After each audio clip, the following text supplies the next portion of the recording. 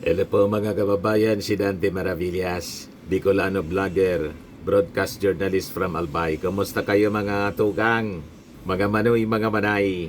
Powered mga kababayan ang mga statement ni Sara Duterte. Ayan po, sabi dito sa balita ng Philippine Daily Inquirer, Sara Duterte still mum on 2028 election plans.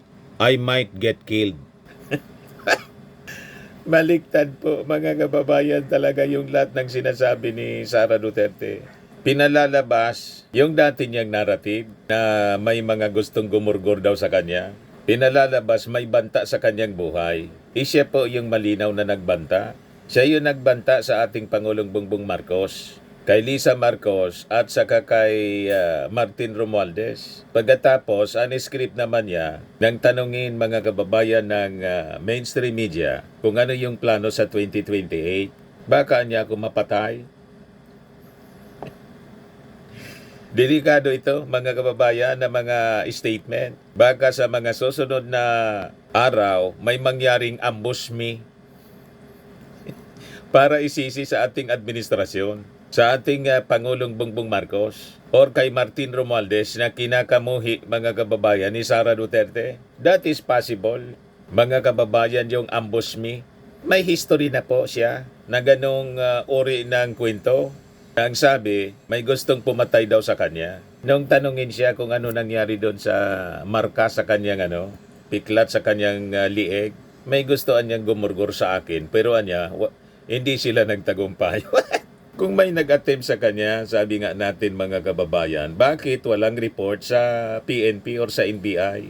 Ang gustong mangyari mga kababayan ni Sara, lahat ng kanyang kwento, kailangang paniwalaan ng mga mamamayang Filipino. Yung mga kwento niya po, karamihan baliktad. Ito yung balita ngayon. Vice President Sara Duterte stayed silent about her future political plans on Wednesday, particularly for the 2028 election, stating that revealing them would only increase her fear for her safety. Duterte made the pronouncement when asked about her plans during a media interview here in Pampanga. Well, I cannot answer that because they might kill me. Sabi po ni Sara. Diyan niya, Mr. Maravillas, ang basa mo dyan. Mind conditioning po. Pabiktim nga po. Gusto niyang baliktarin ang lahat ng kwento na siya pinag-iinitan dahil sa kanyang plan, although hindi pa man niya sinasabi ang mga specifics, pero malinaw po sa kanyang mga statements na talagang laway na laway si Sara na tumakbo sa pagkapangulo. Ang layo pa nga po ng 2028, gusto nang palitan mismo yung ating Pangulo. Inappoint na niya yung sarili niya as designated survivor. Imagine that. Ito kasi ginagawa niyang narrative to support yung kwento niya na ang rason kung bakit siya mga kababayan na impeach dahil gusto siyang i-eliminate as a candidate in 2028. Yun man lang po ang ibig sabihin nito. Sabi ni Sara, and I think what comes next is, it's like, let's just get this woman killed so that the administration's problem is over. Note, the administration, not the people's problem. So, pinalalabas niya na yung ating Pangulo or si Martin Romualdez will resort to killing just to eliminate her bilang kandidato sa 2028 elections. Naniniwala kayo sa ganyang narrative ni Sara? Malinaw po na siya yung nagbanta. Si Martin Romualdez nga po, hindi nagsasalita ng kanyang mga plano. Siya man lang po ang daldal ng daldal sa mga interviews niya sa media. Pagkatapos, na-discover natin yung mga nag-interview sa kanya na mga reporters, lalo yung doon sa Melbourne, lahat bayad. Bayad niya daw. Kaya magtanongan niya kayo na magtanong kasi bayad ko yung plane ticket ninyo in all. Tanong lang niya kayo. Sabi ni Sara po, so gusto niya tayong paniwalain na may banta sa kanyang buhay. When in fact, siya yung nagbanta. Kaya nga siya na-impeach. Yun ang laman ng first article ng impeachment. Pagkatapos, binanata ni Sara yung Palasyo Malacanang mga kababayan dahil sa pag-question sa kanyang mga overseas trips. Ayan Sara Duterte slams Palace for questioning her overseas trips. Yung kanyang mga personal trips, calling her critics stupid. Mga bobo daw, yung mga critics niya. Ganon katindi at nakakayaan niya. Yan sabi niya. Alam mo kasi, hindi kasi nila naintindihan. Sorry hindi ko alam if sinasadya nila na ayaw intindihin o bobo yung mga nasa administrasyon. Iwan ko, sa totoo lang talaga, nahiya ako sa mga Filipino na nanonood yung ibang bansa sa atin ang ganito yung estado ng this is the state of the nation. Ganon. Ayan si Sara, mga kababayan. Is the overseas still functioning? Kayo po ba as Vice President even if we work on personal travel? Alam mo kasi, hindi kasi nila naiintindihan, sorry Hindi ko alam kung sinasadya nila na ayaw intindihin o talagang bobo lang talaga yung nasa administrasyon. I'd like to lean doon sa latter kasi sa lahat ng mga desisyon nila lately,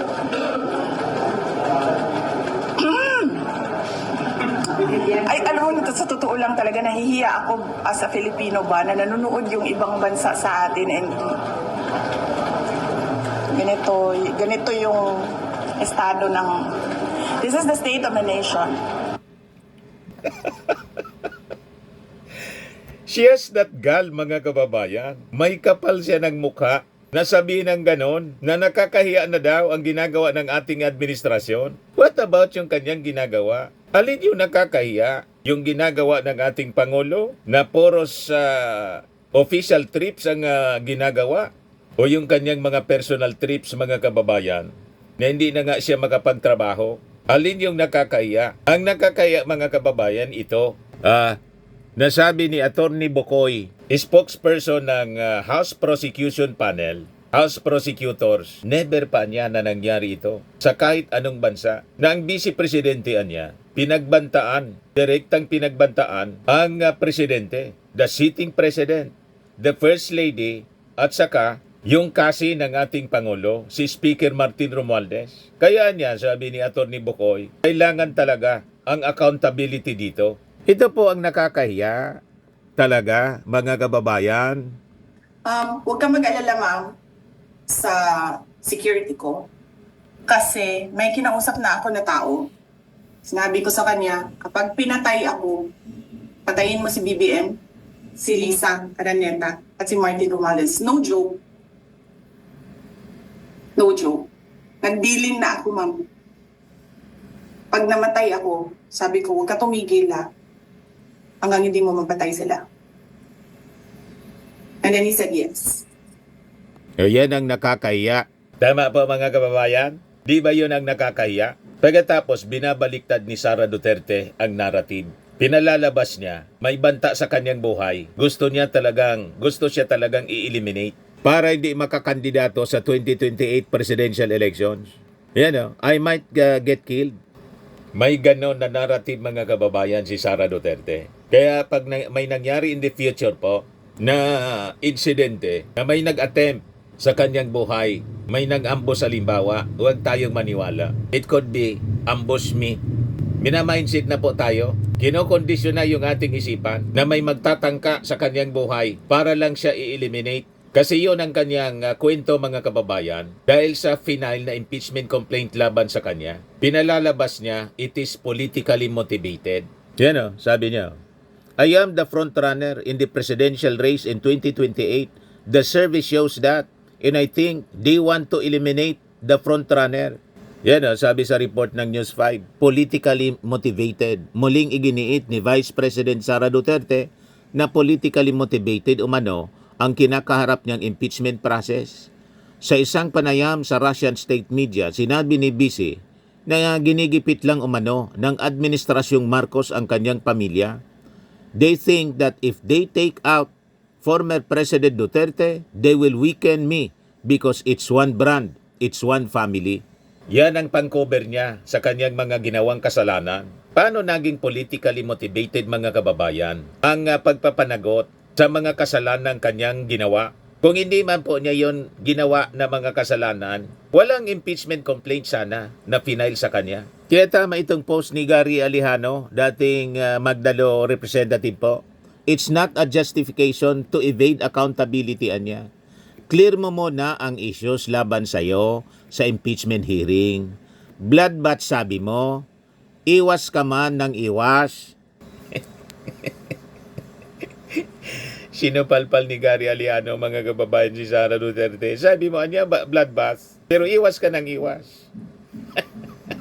May bago na naman na palusot si Sara. Sabi ni Sara, nag-hire niya ako ng mga abogado. Librihan niya, susundin ko kung ano ang advice sa akin ng mga abogado kasi sayang naman yung bayad ko sa kanila. Yun daw yung advice kasi, dismiss the case. What? Yan, sabi ni Sara, sa interview kahapon, hindi ko pairalin yung gusto ko over doon sa gusto ng abogado because that would mean I'm wasting my money paying my lawyers but not listening to their expert advice. Yan o, sabi rito, mas pinili ni Vice President Sara Duterte na sundin ang payo ng kanyang mga abogado sa pagtugon sa impeachment complaint na maging maingat sa halip na masangkot sa bloodbath na nauna na niyang gustong mangyari. O, di ba? Tama yung mga analysis natin. Lahat lang po lahat man lang hangin, lahat yabang yung mga bloodbath niya. Pero ang totoo, ayaw niya ng bloodbath. Kaya sabi ni Attorney Princess Abante, yung bloodbath niya naging wisik-wisik na lang. Yan sabi ni Attorney Abante, BP Duterte's bloodbath count reduced to wisik-wisik, sabi ni Abante, yung spokesperson ng Congress. Vice President Sara Duterte's somewhat evasive answer ad cautelam to her impeachment complaint makes House of Representatives spokesperson Princess Abante think that the former is not ready for her bloodbath yet. Baka wisik-wisik na lang daw muna. Pero sabi ni Abante, gusto natin magtuloy-tuloy ang trial. Mapresenta na ang ebidensya. Doon lang natin malalaman yung kasagutan sa lahat ng ating tanong. Sabi ko sa inyo, lahat man lang po yabang, hangin itong si Sara Duterte. Manang-mana sa tatay.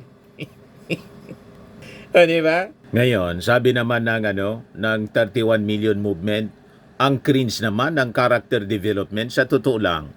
Reaction nila dito sa I am the front runner anya in the presidential race. And I think they want to eliminate the front runner, sabi ni Sara. Si Sara Duterte, busy kakasigaw ng politically motivated. Pero ang plot twist, drum roll, siya pala ang pinaka-motivated to run for president. Tapos, pinoproject kay House Speaker Martin Romualdez, girl, look in the mirror. SMR never needed to destroy others just to lead. Correct. Pagkatapos, nag-insinuate siya na plano siyang ipapatay. Plano siya mga kababayan na ipa-eliminate para mawala yung frontrunner. So in effect, inaakyos ang administrasyon, ang ating Pangulo na plano siyang ipa-eliminate. Isabi nga natin, wala mang ganon pong karakter ang Marcos family. Walang ganon. Kahit si Martin Romualdez, walang ganon na reputasyon ang magpapatay o ipapatay ang kanilang mga political opponents. Nakita ninyo, noong panahon ng kanyang tatay, nagparaya si Apo Lakay, umalis na lang po sa Palasyo Malacanang. Gusto nang ipalusob ni Fabian Ver, yung mga nagpi-people power, sinaway ng dating Pangulong Marcos Sr. Nagparaya sila. Kaya nga po bloodless. Kaya nga po, mga kababayan, pati yung war on drugs ng ating Pangulo, bloodless, hindi yung bloody, tulad ng tatay ni Sara. Kaya nga po, nasa ICC yung kanyang tatay. Mamaya, ibigay ko sa inyo kung ano yung mga developments tungkol sa kanyang tatay. Balikan muna natin itong kanyang mga pinagdadaldal dito sa interview ng mainstream media. So, Nilalagay namin doon personal to differentiate it from official. Kasi pag personal, hindi ako gumagamit ng pera ng bayan. Pag official, gumagamit ako ng pera ng bayan. Hindi ibig sabihin na personal na lakad yan ay holiday o pamamasyal yan. So, yun yung ibig sabihin ng personal. Walang ginamit na pera ng gobyerno sa lakad na ito. Pero nagtatrabaho pa rin ako. Hindi namin po makita na nagtatrabaho ka. Nagtatrabaho ka para sa tatay mo. Pero ang sweldo mo, kinokobra mo from the taxes of the Filipino people. Yan ang problema po eh. At saka, bilang vice presidente na may pinakang marami,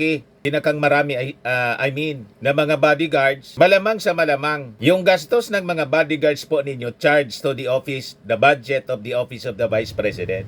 Yan ang mali doon. Pero ang tinatrabaho po ninyo, nilalakad ninyo as per your admission, personal trip, pang-personal. Halimbawa pa, yung eroplano, plane tickets ninyo at accommodation, personal mong gastos. Pero yung oras mo na kinukonsumo habang sumusweldo from the taxes of the Filipino people, yun ang lugi eh.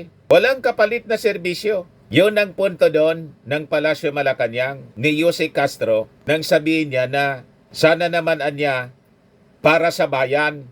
Hindi man po yan para sa bayan, kundi para sa inyo na pakinabang lang. May mga abogado na kayo na may mga abogado na kayo na hinire to defend Digong in the ICC.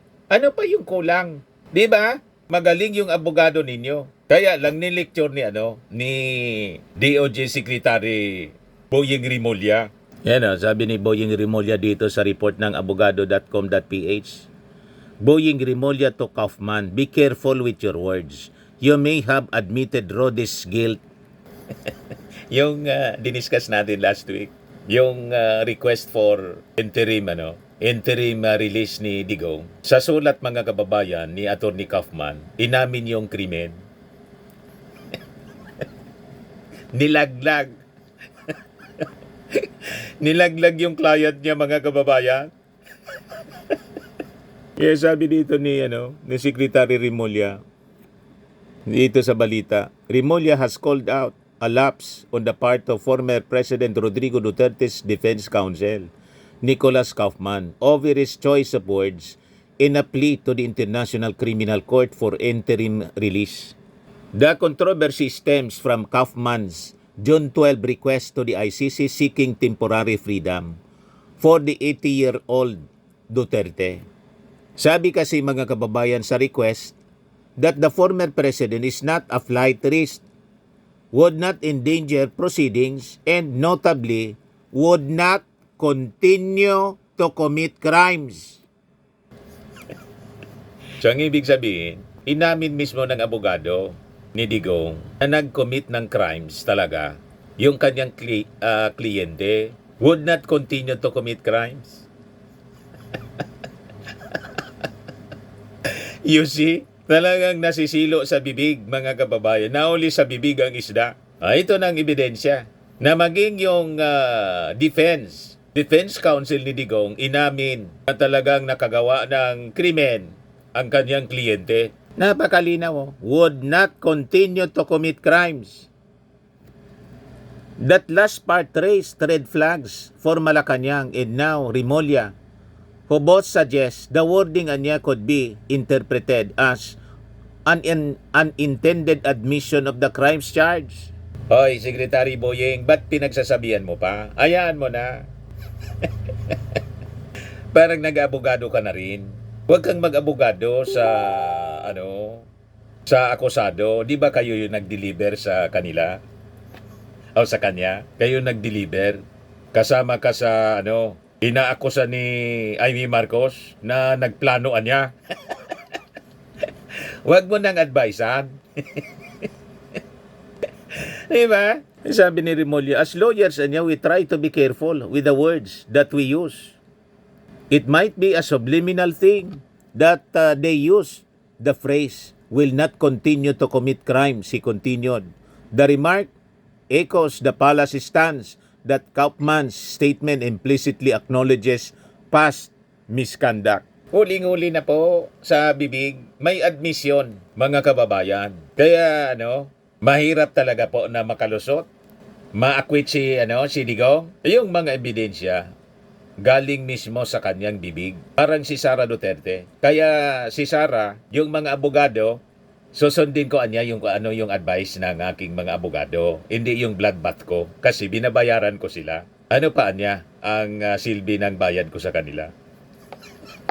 Kasi yung mga ebidensya po, galing mismo sa kanyang bibig. Napakalakas ng ebidensya. At yung sa corruption po, paggamit ng confidential funds, galing din sa kanyang opisina yung ebidensya. Yung mga acknowledgement receipts. Kaya nga po, ang game plan nila, ipadismiss. Walang mangyaring trial. Yon talagang intensyon, ang objective mga kababayan ng defense. At ng kanyang mga kaalyado na senador, yung senator judges ng kaalyado, hindi na dapat mangyari ang trial sa kaso, sa impeachment case laban kay Sara Duterte. Ganon yun po. Kasi sabi nga natin, mahirapan po sila na i-acquit si Sara. Once na ipresenta yung tambak-tambak, bulto-bulto na mga ebidensya. Lalo pa pag pinabuksan yung mga bank accounts ni Sara Duterte. Yun ang ikinatatakot po nila, mga kababayan, na matuloy ang impeachment trial. Malinaw po yan. Ituloy natin yung mga sinasabi dito ni Sara.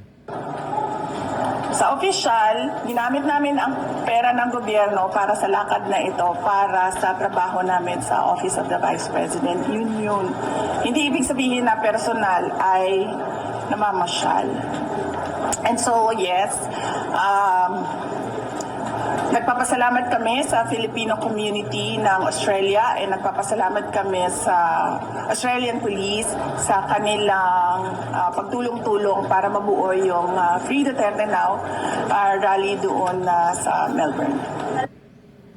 Yung Free Duterte Now, mga kababayan, well-funded siya. Bakit po? Inamin mismo ni Sara. Pati yung mga reporters, bayad. Kaya niya mag-interview lang kayong mag-interview. At yung mga participants doon, hindi lang naman yung mga taga Melbourne, Australia na mga OFW. Sabi niya, yung iba galing sa Hawaii, galing sa Amerika, etc. etc. Nagtipon-tipon doon para sa Free Duterte Now, in which mga kababayan, sa tingin natin, useless man lang po. Naniniwala kasi sila, mapipressure nila yung ICC judges na i-release si Digong, na dahil sa mga aksyon nila, lalong naniniwala yung mga ICC judges na dapat hindi i-release si Digong kasi malawak yung impluensya, baliktad yung epekto. Grabe pa niya ang impluensya pala ng pamilya Duterte. At pati ito pong kaso niya sa impeachment sa Senado, sabi nga natin, malamang sa malamang namomonitor ng mga ICC judges, pati palaan niya yung mga senator judges, kakampian niya pala ni Sara ng pamilya ni Digong. So tama lang niya na wag i-release, wag pagbigyan yung interim release ni Digong. Anyway, pribilehiyo yan na binibigay. It is not a right. Yung tingin pa ang tingin kasi ni Sara, tini-question niya kasi, bakit pa niya naglagay ng ganyan? Hindi naman pala ibibigay. It is not a right. It is a privilege na binibigay doon sa mga akusado na hindi tulad ni Digong na flight risk. Kaya nga po, sa latest ngayon na balita, i-oppose mismo ng DOJ. Ayan DOJ totol sa hiling na interim release ni ex-President Duterte. Pakinggan natin yung report, mga kababayan ng ABS-CBN.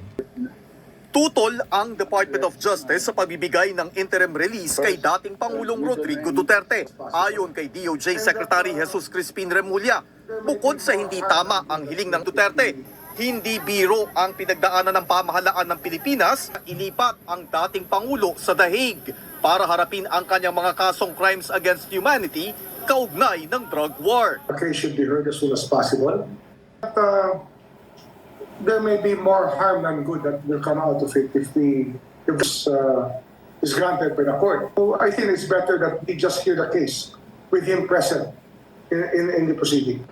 Nitong June 23 ay isinumite ng Office of the Prosecutor ang kanilang pagtutol sa hiling na pansamantalang paglaya ni Duterte. Dapat din anilang isaalang-alang ang political position at international contacts ni Duterte dahil ang mga contact ng isang suspect ay nakadadagdag sa pagiging flight risk niya at posibilidad ng pagtakas. Sa request for interim release ng abogado ni Duterte na si Attorney Nicholas Kaufman noong June 12, iginit nilang hindi flight risk si Duterte. Iginiit ni Kaufman na hindi tatakas, hindi hahadlang sa mga proceedings si Duterte at hindi siya magpapatuloy na gawin ang mga krimeng ibinibintang sa kanya. Sinabi rin ni Kaufman na may isa ng bansang nagpahayag ng pagpayag na tanggapin si Duterte sa kanilang teritoryo. Sinabi rin nilang kinumpirma ng prosecution ang non-opposition o hindi pagtutol sa pansamantalang pagpapalaya kay Duterte. Pero ayon kay Attorney Cristina Conti, isa sa mga abogado ng mga biktima ng extrajudicial killings ng drug war, ng bluff o ng lito lang ang abogado ni Duterte dahil tinutulan na rin ng prosecution ang pagpapalaya sa dating Pangulo. Idiniin din niya ang pag-iit ng prosecution na dahil sinabi ng mga kaalyado at pamilya ni Duterte na kidnapping ang naganap, malabong bumalik ang isang sinasabing kinidnap sa kustodiya ng kanyang kidnapper. Mukha siyang tatakas or hindi sisipot sa September 23. Unang-unang punto ay hindi niya nga kinikilala yung legitimacy ng arrest, legitimacy ng court. Pero sagot ni Vice President Sara Duterte, wala namang magagawa ang kanyang posisyon sa gobyerno para maimpluwensyahan ang ibang bansang tatanggap kay Duterte. My power and authority do not extend beyond Philippine shores. So kung saan man yung bansa na may interim release ay wala tayong say. Giit pa ng pangalawang Pangulo, dapat ang paggalang sa karapatang pantao at hustisya ay binibigay rin ng ICC sa 80 taong gulang niyang ama. Adrian Ayalin, ABS-CBN News. Yan ang argumento ni Sara. Oh. He is 80 years old. He is not in good health. He's not been eating well. He needs support from familiar people and he needs the care of his family in Labuans. 80 anyos na daw. Bakit ito? In 2022, an 80-year-old man was arrested for allegedly stealing mangoes from a land he owned. Yes, sabi dito, kawawa naman si tatay. Vice President Sara Duterte says her 80-year-old father, former President Rodrigo Duterte, deserves sympathy, citing his poor health, loss of appetite, and need for family care. But in 2022, another 80-year-old man was arrested for allegedly stealing mangoes from a land he once owned. Panahon ni Digong,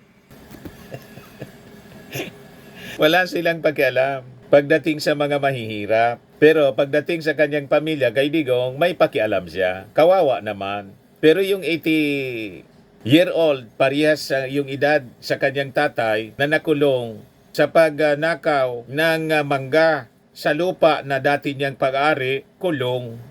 Walang awa-awa doon. You see? At sabi nga natin, buti nga si Digong, hanggang ngayon buhay pa. At binibigyan ng due process. Pagkakataon na ma-defend yung kanyang sarili in court. Maganda yung kalagayan sa kanyang kulungan. Pero yung mga na-AJK po, patay na. Napakarami nila. Kaya walang base ang mga argumento ni Sara. Alam mo, nagkakaroon ko ng speculation na yung mga bansang pinupuntahan mo, ito po ba yung dalawang bansa? Syria at Malaysia. Kung hindi sila bobo, maiintindihan nila yung ginagawa ko Bobo kasi sila kaya hindi nila naiintindihan. Umupo sila. Tingnan nila. Hindi ko sasabihin kung ano yung ginagawa. I don't like talking about how I think and what I think. So, kung meron silang gusto basahin doon, good luck. We move on to other matters. Kaya yung nangyari mga kababayan sa kanyang interview, binasya ng mga netizens po. Yan o. Sabi ni Seferino, she is an embarrassment to us Filipinos. She is really out of touch to reality. The world is changing fast, but her frame of mind is quite alarming. She could not even something on coping with the challenges of global community. Sabi ni Juan Civiliano, praning. Sabi ni Villa Lahinio, look who is talking Sara the Brilliant, ha ha ha ha, o Bob BP. Sabi ni Pinay ako, mas frustrated kami sa'yo. Sabi ni Open Diary, by the abundance of the heart, the mouth speaks. Yan nasa puso niya, madam. Madami kami nasa abroad. Sinusugal ang buhay at kinabukasan para mabago ang bansang Pilipinas. Nawa po, pareho tayo ng mitiin. Huwag puro pansarili ang nasa isip. Sabi ni Juan Roquillo Garcia, this woman really deserved to be in jail. Her GMRC is zero, not really fit for public service. Sabi ni Domingo Queresa, parang wala sa sarili na magsalita.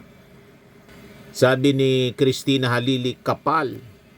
Sabi ni Tingwa, kami ang nahihiya dahil sa iyong kawalan ng mudo. Sabi ni Loli Garces, not fit to be BP, how much more for President, Lord have mercy. Sabi ni Ferdinand, mas nakakaya ka. Sabi ni Imelda, tama ka na dyan, Inday Sara, nakakahiya ka nga. Sabi ni Jose Dimaano, parang may tama talaga. Sabi ni Lailani Guzman, magtrabaho na lang sana po at huwag nang magsalita ng masasama.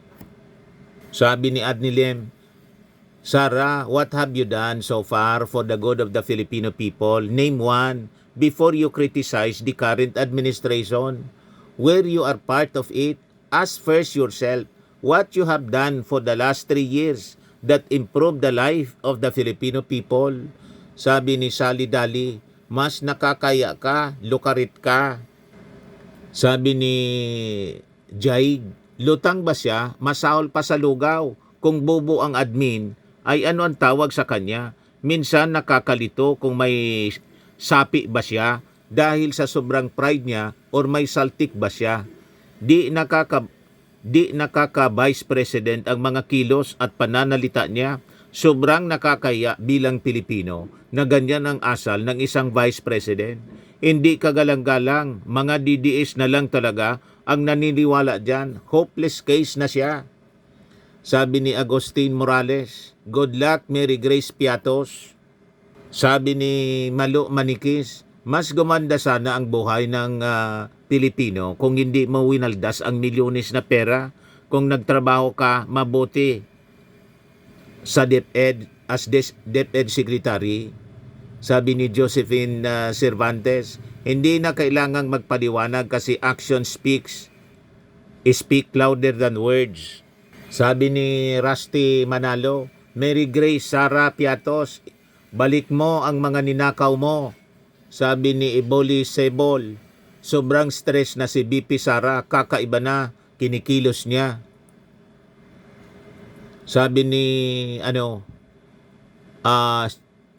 Chimom Cheese, working para mag-rally, trabaho po ba yan ng isang nasa posisyon na pamalaan ang bansa ng may kapayapaan, ligtas at maunlad? Sa kanya po yung mag-organize ng rally. Trabaho yun para sa kanya. Saan ka nakakita na nandun ka sa personal na rally? Inuubos mo yung panahon mo doon habang sumusuldo ka sa kaba ng gobyerno. Tapos sasabihin mo pa, nagtatrabahoan niya ako kahit nagtatravel. Yung travel mo nga, pang-personal, rally. Sabi ni Matuto Tanayo, maganda kung magpa-psychiatric test mo na ang isang ito bago tumakbo bilang Pangulo sa 2028. She is making BBM look like an outstanding president sa basic na ginagawa niya ay as compared to sa mga pinagagawa ni Sara. Sabi ni Ala Brilla, again, all talks without facts, without data. Her observations, if you are indeed frustrated, work proactively, just like what Lenny did when under your dad's time. Sabi ni Presyo, sagutin mo ang tanong, paikot-ikot ka pa. Same din, walang kwentang sinasabi. Walang kumampi po kay Sara Duterte. You see? Sa mga naghanap ng malinis and spacious fitness gym, pumunta lang po kayo sa aming Colossal Fitness Gym. We also offer Grab Car Rental with our brand new 2023 model ng Toyota Innova. We also accept booking for those who are planning to travel via PAL, Cebu Pacific, and other airline companies, local and international, and bills payment for Meralco Bills, PLDT, Aleco Bills, etc. Ang Colossal Fitness Gym is located at 3rd floor Security Bank Building, Lanco Business Park, Legazpi City, Albay. For inquiries, look for Chilon Maravillas. Contact number 0966-802-0949. Yan yung aming Innova. Lagi na pong matao sa amin. Pati mga foreigners po, tingnan ninyo, mga British tourists sila. Ang lalaki ng katawan na, mga kababayan, nag-gym sa amin. Ito naman po, Indian National. Ito mga mga European sila. Ito naman yung bago naming product na binibenta online, Eye Glow Serum. Whitening po siya galing sa South Korea. Tingnan ninyo yung epekto sa aking anak na architect entrepreneur, Riz Maravillas. For inquiries, look for Riz Maravillas on FB. Ito naman po, Firmax Firming and Lifting Cream. Pinapahid po ito sa mga pulses and affected area. Mahina po ito sa mga pains at paninigas na mga kaso-kasoan. Ito po, Automax Radiant Serum. Sa mukha naman yung application. Anti-aging po siya. You will look 10 years younger than your age. Sa mga cancer patients naman po, baka lang gusto ninyo itong itry. Nengxia Red Mix Fruit Drink. Hindi man po siya gamot, food supplement siya. Kaya lang, gawa siya mga kababayan sa goji berry. Yung goji berry may anti-cancer properties. O ngayon, yung mga inquiries ninyo po, dumiritso na lang po kayo sa aming messenger para masagot namin agad. Ito naman po yung bagong product na binibenta ng aking anak na architect entrepreneur, Riz Maravillas. I am worldwide amazing pure organic barley powdered drink mix from Australia.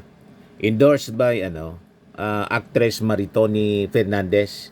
Isa po siyang cancer survivor. Yung mga health benefits niya po, boost immunity, improves digestion, enhances energy levels, packed with antioxidants, prevent cancer. Sa mga inquiries ninyo, search ninyo yung Facebook account ng aking anak, Riz Maravillas. Mag-message na lang kayo sa kanya. Sa mga mahilig po sa mga imported bags and shoes, mag-message kayo po mga kababayan kay Ma'am Eileen Rosales. Eileen Closet. Ayan po siya. Eileen Closet. Mag-message na lang po kayo sa kanya.